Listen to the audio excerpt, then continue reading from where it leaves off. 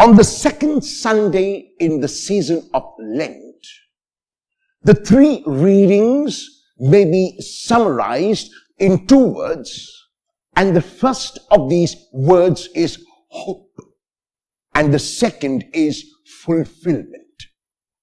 In the first reading, which is taken from the book of Genesis, we hear about the promise of hope that God made to Abraham. The name Abraham means God is my father.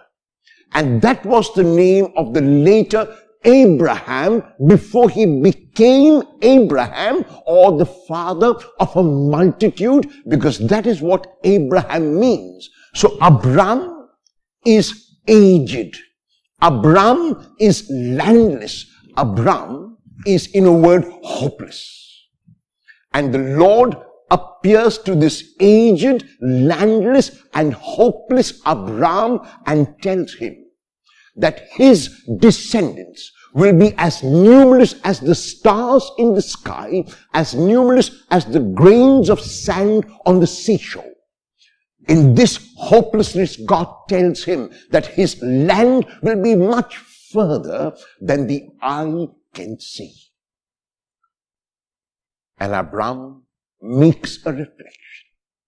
Abraham makes a meditation. How is it possible that I, an aged and landless man, will have progeny and land? But Abraham believes in the promise of the Lord, and because Abraham moved away from hopelessness to hope, he became the father of a multitude through his new name, Abraham, and he became a person who owned land further than the eye could see. The promises of God are promises which always and every time are fulfilled, and the Lord was faithful to the promise made to Abraham. The Lord was true to the promise made to Abraham, who became from a person who was aged to a person who could become a father, and from a person who was landless to own land further than he ever imagined. In the gospel text of today, we are given hope, even in the midst of hopelessness, because we encounter Jesus on the mountain at the scene of transfiguration. In the Gospel of Matthew, after Jesus has spoken to his disciples, he takes them up to the mountain, and in front of their eyes, he is transfigured. And even as he is transfigured, two Old Testament figures, Moses and Elijah, appear with him. A variety of explanations have been given why these two Old Testament figures were chosen to appear with Jesus. Moses, some say, represents the Torah or the law, and Elijah represents the prophets. And so in Jesus, through the appearance of Moses, the law, and Elijah, the prophets, the law and the prophets are being summarized. But it seems that the more important reason why these two figures appear is because in tradition they were considered not to have died but remaining with God. In Deuteronomy, we are told that Moses died, but his burial place is not known, and Elijah was taken up by God in a chariot of fire. So in tradition, both Moses and Elijah were regarded as figures who never really died, but who continued to live and to be with God. And that seems to be the reason why these two figures appear with Jesus on the Mount of Transfiguration.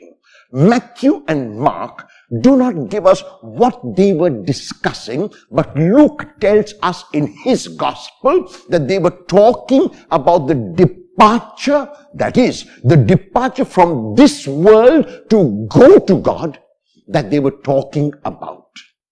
In other words, they were discussing even as Jesus was being transfigured, that he was to suffer, he was to be crucified, he was to die, he was to be laid in the tomb, and he was to rise again.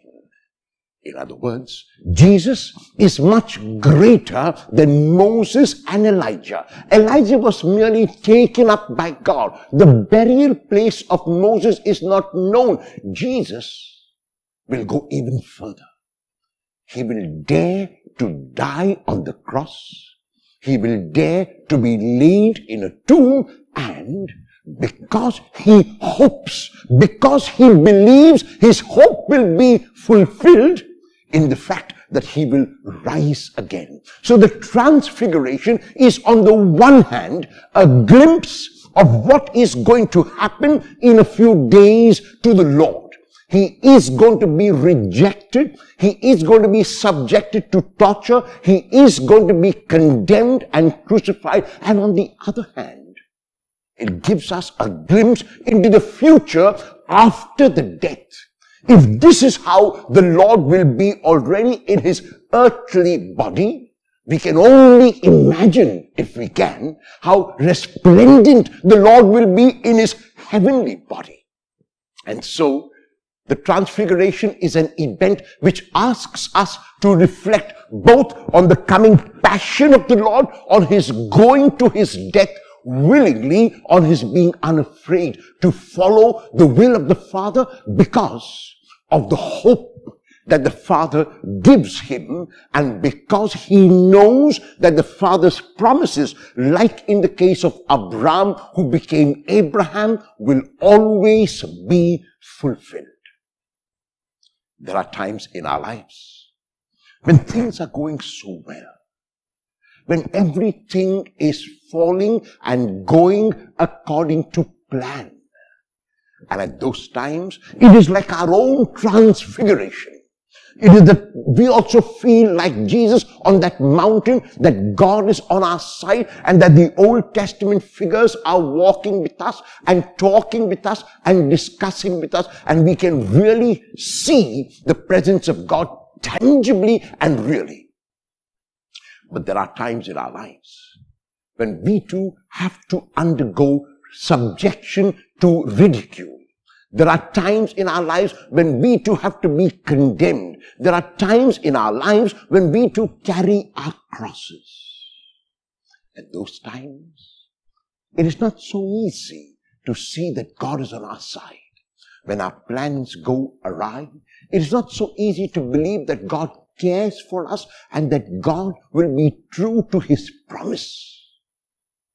But the transfiguration is inviting us to this reflection, to know that God is present when we are transfigured and on our mountains of transfiguration, but God is also present in our passion, in our condemnation, and when we are carrying our cross.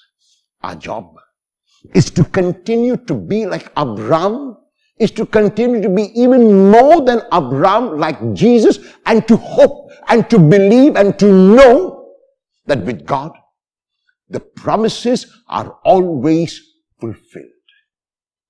When things do not go the way you want them to go, when there seems to be no light at the end of the tunnel, when you are tempted to throw in the towel, when you are tempted to throw your hands up in despair, will you know that the Lord has been transfigured, the Lord had been crucified and laid in a tomb, and the Lord rose again.